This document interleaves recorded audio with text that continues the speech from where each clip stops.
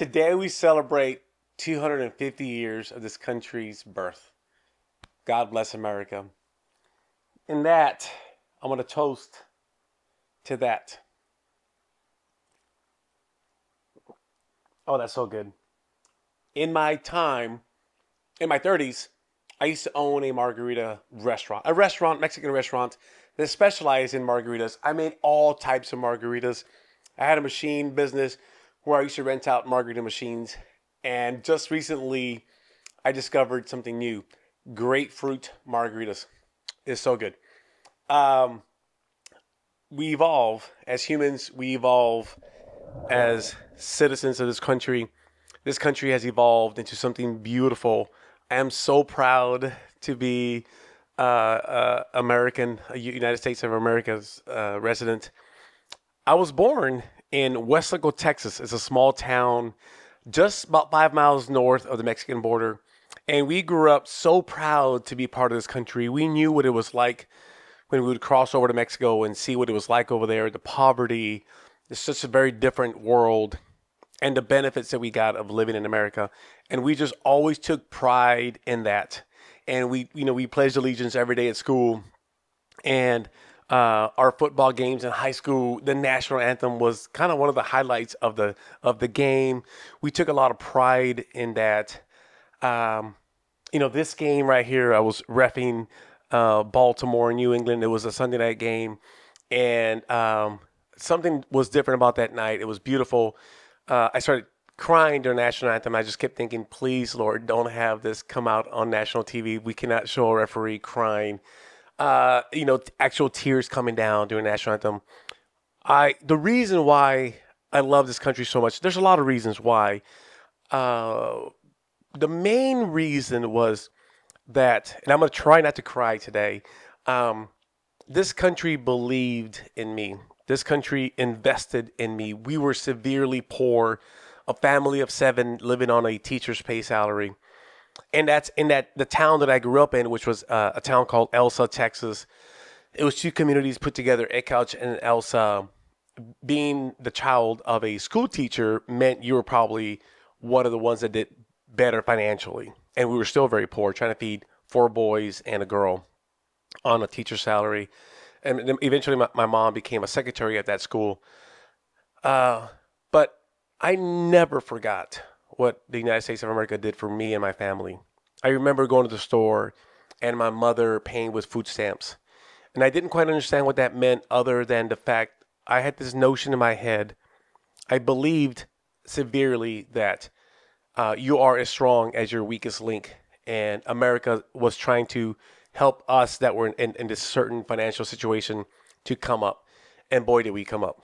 I mean, there was a lot of people like myself in that situation that just did really well in life. And I thank the United States of America for that. I believe when we weren't a social they weren't social handouts. They were investing in us. And I've done so much in return to that. What America did for me, and I through it through taxes, I do it through my work, I do it through a lot of things in that nature to be a contributor to this country. I love what this country has done for me, and I'll always be grateful. In my 20s, I didn't venture, I was not one that would go to bars and nightclubs. I did visit nightclubs and bars, but my interests were more in visiting all 50 states of this country. And I try to go to as many states as I could, as often as I could. I was single. I had no responsibilities. I would travel all over the country. I just still remember going to Maine and ordering lobster. I remember going to, Wyoming and just, being surprised at how sparse it was. Going to New York City. I remember a trip to West Virginia. I was really big into the history of America, so I would visit um, Civil War sites. And I ended up in West Virginia, near the border of West Virginia and Maryland. I ended up in an area called the Battle of Antietam. And if you haven't heard of this battle, look it up. It was the single bloodiest American day. These were Americans fighting Americans. And I went to the site, and you could still feel the souls. Uh, I don't know the exact number. It was about over 20,000 casualties, over 4,000 deaths. It was the bloodiest day in America, single day. And I remember standing there thinking, Americans fighting Americans, and it just kind of like, wow, that really had an impact on me. Um, and I've got me to appreciate and understand where we've been as a country. I mean, we've been in over 100, conflicts. You can say, they're not all called wars, but there's been a lot of bloodshed for what we enjoy today, the freedom that we have today. You know, again. I'm going to go back to I see myself as an investment, and there's been moments where I've gone back home and I reflect a lot. I'm a writer, not just books, but screenwriter, and I reflect a lot. And I was with, I'm always going back and revisiting with a lot of my high school friends, my childhood friends.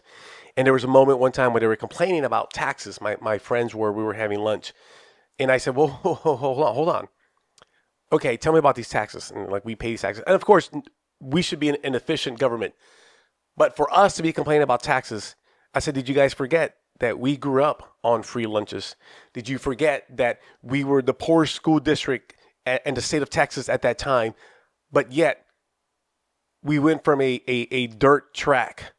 We went to the baccalaureate, a really like worn down football stadium in a high school to one of the best high schools facility wise, football stadiums, track, all that. We didn't pay for that. That came from other taxpayers.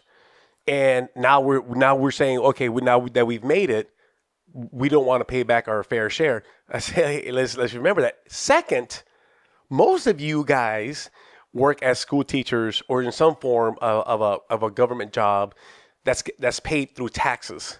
I get it. We don't want to pay taxes. I'm 100%. Let's just not forget where we came from. It was somebody else paying taxes that got me here today, and I'll always be grateful for that.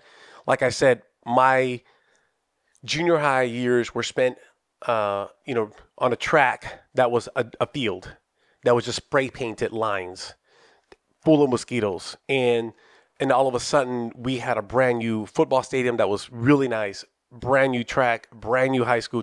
So my high school years, I was the first student that went all 4 years to that new high school. Completely, I'm 100% grateful for that because I know none of my community members could pay for that. So that money came from outside of our community. I'll always be grateful for that. I ended up going to run track in college, which paid for my college.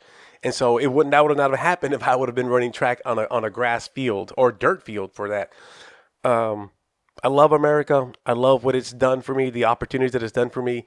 If from my childhood, I still remember eating food from the grocery store that had bugs in it because the only store that gave my parents credit was a store called Cáceres.